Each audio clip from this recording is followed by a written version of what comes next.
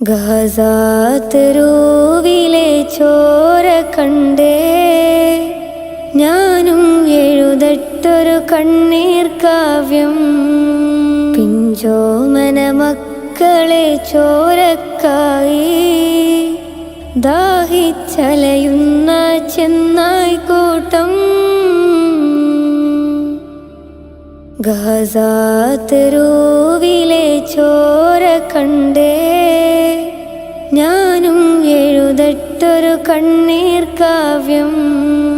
പിഞ്ചോമന മക്കളെ ചോരക്കായി ദാഹിച്ചലയുന്ന ചെന്നായ്ക്കൂട്ടം.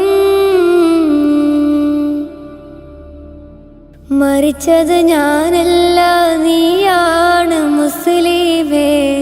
ഫാസിസ തടവറയിൽ അടിമയായി നിൽപ്പോ നീ.